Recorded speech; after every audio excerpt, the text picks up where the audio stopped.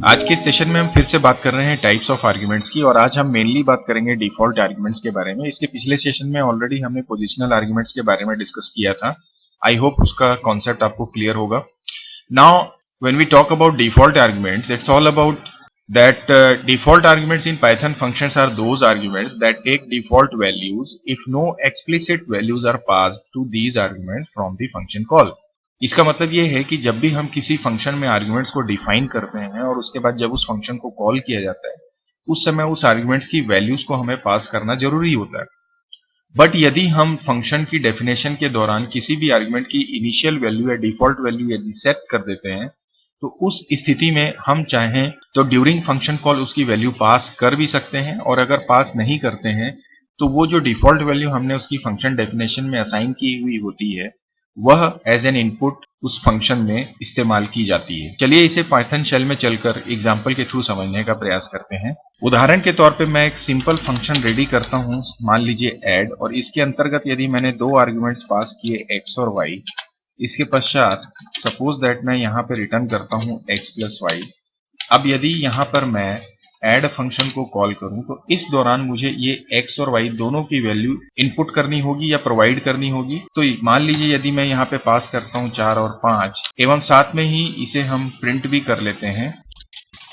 अब यदि मैं इसे रन करने का प्रयास करूं तो आप देख रहे हैं उसका उत्तर हमें 9 प्राप्त हो चुका है। तो आप देखेंगे कि हमें इसका रिजल्ट प्रॉपरली प्राप्त हो रहा है। परंतु यदि मैं इन दोनों वैल्यूज में से किसी भी वैल्यू को पास ना करूं, उस स्थिति में जब आप इसे रन करेंगे तो आप देखेंगे यह आपको मिसिंग 2 रिक्वायर्ड पोजिशनल आर्ग्यूमेंट का प्रॉब्लम दे रहा है। अर्थात इस स्थिति में या इस समय ये दोनों मेरे पोजिशनल आर्ग्यूमेंट्स हैं और इन दोनों वैल्यूज को हमें सेंड करना आवश्यक है। अब यदि मैं यहाँ पे सिर्फ एक वैल्यू को पास करता हूँ और उसके पश्चात यदि पुनः इसे रन करने का प्रयास करूँ तो आप देखेंगे अभी भी यह बोल रहा है मिसिंग 1 रिक्वायर्ड पोजिशनल आर्ग्यूमेंट। तो कहने का मतलब ये है कि यदि आपने पोजिशनल आर्ग्यूमेंट्स जो कि बाय डिफॉल्ट होते हैं पाइथन में, यदि आप उन्हें डिक्लेयर करते हैं तो उतने पोजीशंस के अकॉर्डिंग हमें वैल्यूज को ट्रांसफर करना होता है ड्यूरिंग फंक्शन कॉल। अब बात आती है डिफॉल्ट आर्ग्यूमेंट्स की। तो मान लीजिए यहाँ पर मैं दूसरा फंक्शन रेडी करता हूँ। उदाहरण के तौर पर हम इस क्यूब ले लेते हैं और हम चाहते हैं इसके अंदर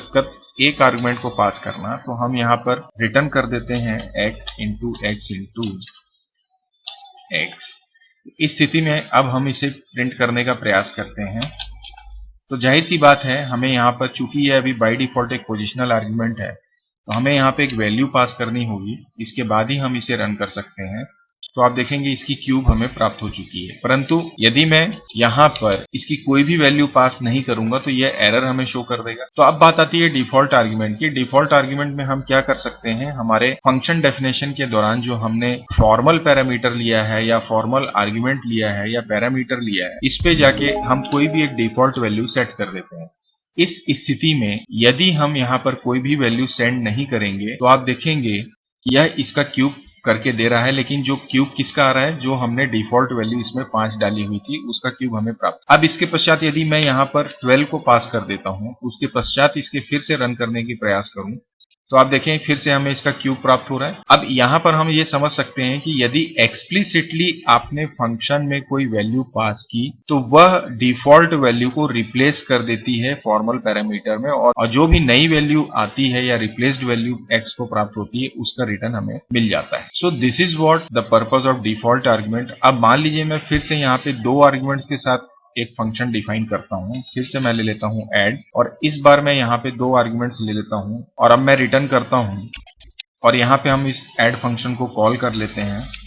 अब जैसा हमने अभी थोड़ी देर पहले कहा कि इन दोनों पोजिशनल आर्ग्यूमेंट्स में हमें वैल्यू सेंड करनी आवश्यक है। तो यदि मैं इनका डिफॉल्ट आर्ग्यूमेंट सेट करना चाहता हूं तो मैं इन दोनों में एक इनिशियल वैल्यू पास कर सकता हूं, जैसे कि x इक्वल टू 3 और y इक्वल टू 5। तो यहाँ पर ये दोनों x और y के डिफॉल्ट वैल्यूज हमने सेट कर दी, और that now it becomes what, default argument. So अब यदि हम कोई वैल्यू पास नहीं भी करेंगे तो भी हमें आंसर मिल जाएगा। आप देख सकते हैं 8 मारा है। अब ये तो बात हुई कि हमने दोनों को एक साथ डिफॉल्ट आर्गुमेंट बना दिया। आप चाहें तो किसी एक को भी डिफॉल्ट आर्गुमेंट बना सकते हैं। तो मान लीजिए यहाँ पर मैं x को हटा देता हूँ और y इक्वल टू 5 कर देता हूँ।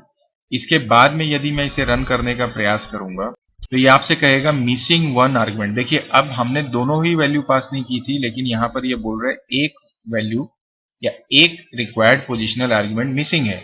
इसका मतलब चूंकि ये ऑलरेडी इसमें 5 अवेलेबल है तो एटलीस्ट हमें एक वैल्यू तो पास करनी पड़ेगी। इसका मतलब यदि यहाँ पर 2 आर्ग्यूमेंट और हमने एक को भी पास कर दिया तो एक डिफॉल्ट ले लेगा। सो अब आप रन करेंगे तो you will get 15। So now it is running properly. और इस स्थिति में अगर आप दूसरी वैल्यू पास करेंगे तो जाहिर सी बात है वो 6 जो है y की डिफॉल्ट वैल्यू को रिप्लेस कर देगा और आपको आंसर मिल जाएगा। यहाँ पे एक इंपॉर्टेंट बात ये है कि जब हम डिफॉल्ट आर्ग्यूमेंट्स को सेट करते हैं तो आप या तो सारे ही आर्ग्यूमेंट्स को डिफॉल्ट बना सकते हैं, और या फिर यदि आप मिक्स्ड अर्थात एक पोजिशनल और एक डिफॉल्ट रखना चाहते हैं या इस तरह से मल्टीपल आर्ग्यूमेंट्स में पोजिशनल प्लस डिफॉल्ट का कॉम्बिनेशन करना चाहते हैं, तो एक बात आप हमेशा ध्यान रखिए कि यदि मैं यहाँ पे इक्वल टू 8 करके y को फॉलो करवा दूं एंड इसके बाद यहाँ पे सिर्फ एक वैल्यू पास करूं तो यू विल गेट एरर। आप देखेंगे non default argument follow default argument, मतलब ये है कि हम नॉन डिफॉल्ट आर्ग्यूमेंट को डिफॉल्ट आर्ग्यूमेंट या वैल्यू या से के बाद में डिफाइन नहीं कर सकते। तो यदि आप मिक्स्ड आर्ग्यूमेंट्स को यूज करना चाहते हैं, ऐसी स्थिति में आपका जो पहला आर्ग्यूमेंट है वो नॉन डिफॉल्ट होना चाहिए, उसके बाद ही आप अन्य को डिफॉल्ट आर्ग्यूमेंट बना सकते हैं। तो यहाँ पर हमें y को 5 करना पड़ेगा, देन इट इज ओके। परंतु यदि आप यहाँ पे पहले को आप डिफॉल्ट बना दें और उसके बाद में आप नॉन डिफॉल्ट रखेंगे, so that is not acceptable in Python programming. So this is how we can understand the concept of default argument. So I hope ये आपको क्लियर हुआ होगा। तो आज के क्लोज टॉपिक को यहीं पे क्लोज करते हैं, मिलते हैं नेक्स्ट सेशन में नए कॉन्सेप्ट के साथ। तब तक के लिए bye bye, take care and keep practising.